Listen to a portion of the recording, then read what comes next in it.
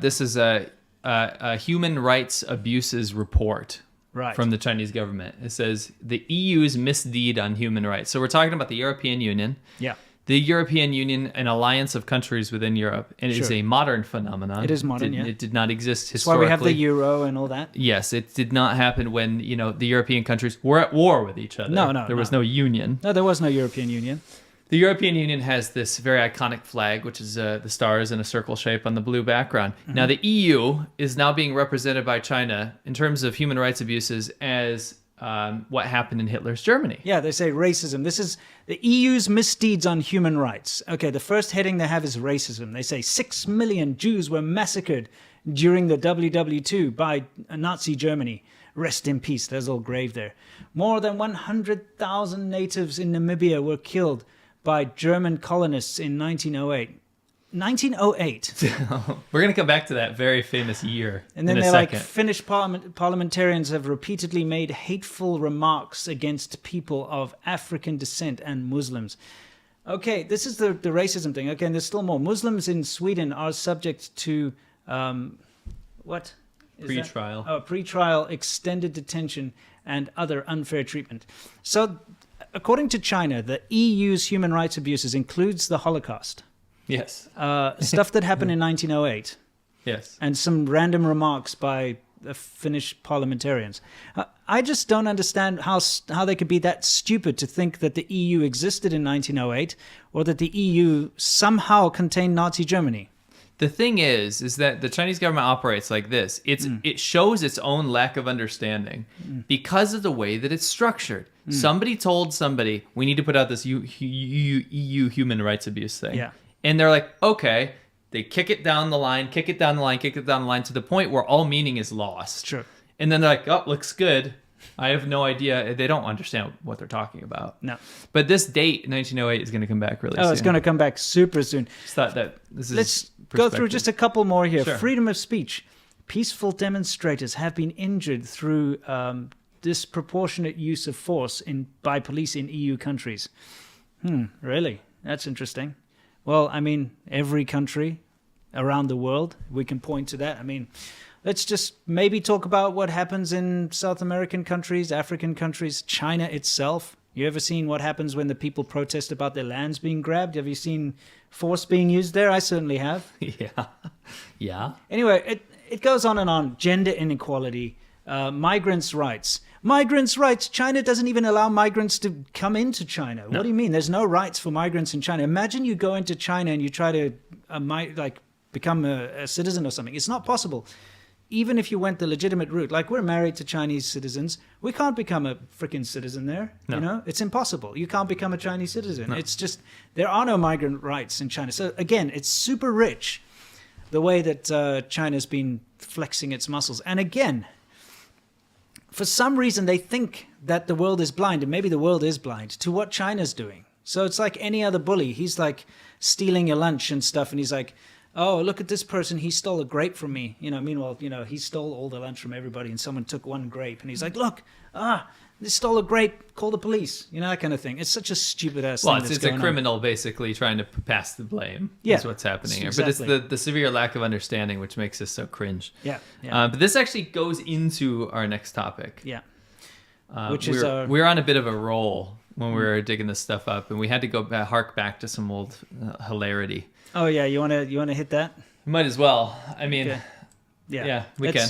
Let's just hit it. Okay, so guys, we have a little video that we want to show you here, and we'll discuss it as it goes on. So, this is Dalate, which is a place I used to live right next to in Inner Mongolia province. I'd like you to pay attention to how green and amazing it is over there. Yes. This is actually what it looks like. Yeah, this is a picture you took yourself. I took this. It's literally in exactly the same place that video was shot. Sure. Dalata is very small.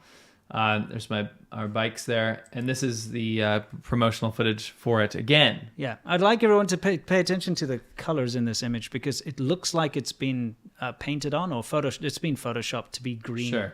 Okay, and it's just the saturation. Look at that man's face. Look at it. Look at that. That's now anyone who knows anything about editing or photographs or anything, you know that you can make a place look a little nicer if you up the saturation.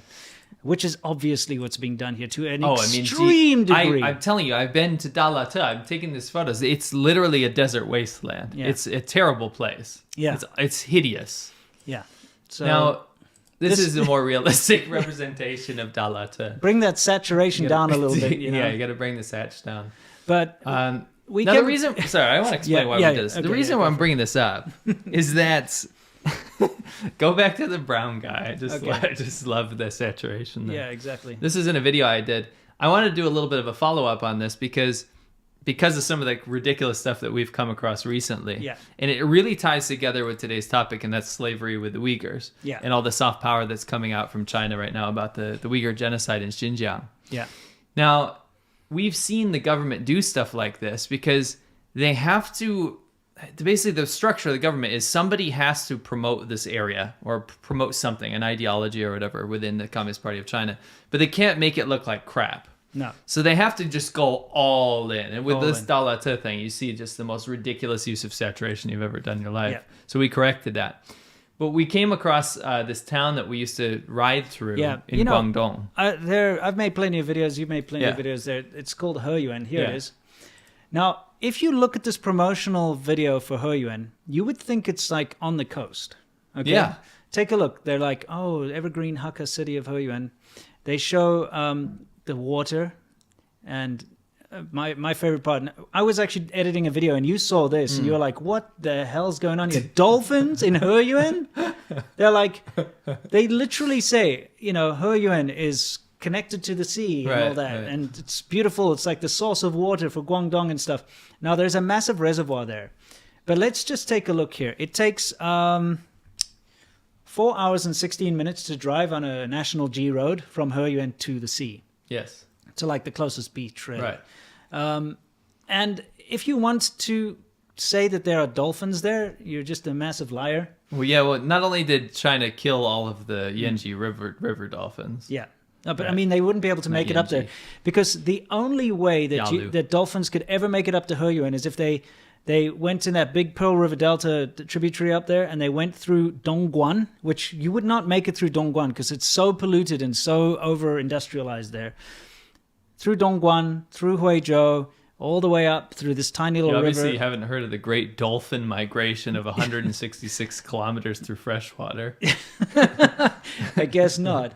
But, it's just kind of ridiculous that they make these outlandish claims. And this is Heyuan, you can see in the background. This is actually what Heyuan looks like? This is us riding in there. Riding around in Heyuan. That's what it really looks like. It's not some utopian seaside village. It's got a beautiful big reservoir with nice roads around it, which we love riding around, used to. But, it just goes to show, if you don't know what's going on in China, if you're not down there on the ground, so to speak, in China, if you haven't been there, then you wouldn't actually understand. You also won't see Atlantic Ocean but that's the thing. dolphins. You would take it at face value because you'd be like, "Hey, look, I made it to the Atlantic Ocean." yeah, exactly. Quite honestly, you would just look at this promotional material and say, "Wow, it looks beautiful over there. It looks like it's part of the sea. There's dolphins there." They talk about all the Hakka culture and stuff in that thing, and they show this completely unrealistic image of what the place looks like. And we're starting to see this a lot with Xinjiang, where they're putting out this absolutely absurd, utopian-looking place. Oh, yeah, so you helped them because they dropped the ball. Pause this real quick. Yeah, I will. We'll go back a little bit. I was fishing around for the new soft power that they're putting out about Xinjiang. So they're basically, what's happening is China's trying to say there's no forced labor in Xinjiang, there's no genocide, there's no concentration camps. All of this is Western bullshit and lies. They're literally apologizing for themselves and the way that they treat millions of Uyghurs within China. Forced sterilization, rape, torture, murder. Yeah. Now, in all of their soft power episodes where they have a camera crew following around all these Uyghurs saying like, "Oh, our lives are amazing," I realized they didn't do enough saturation like the other promotional campaign. So here, Simo decided to help them. I would help. I just figured I'd help out a little bit. Yeah, so let's take this. It's too drab. Yeah, there we go. Now that's more up to the Chinese standards of propaganda right there. Doesn't it look so much better now? Much better now.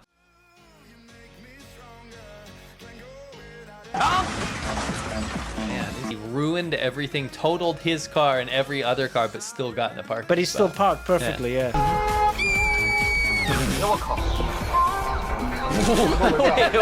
That's the curtains in China, in cars. in fact, look like this. Yes, they do.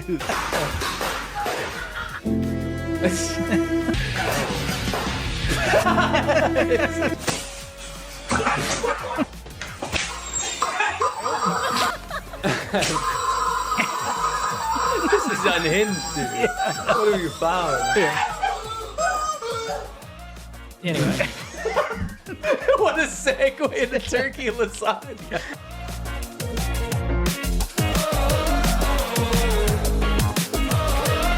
When I close my eyes, I can almost see it. When I take a breath, you fill up my life.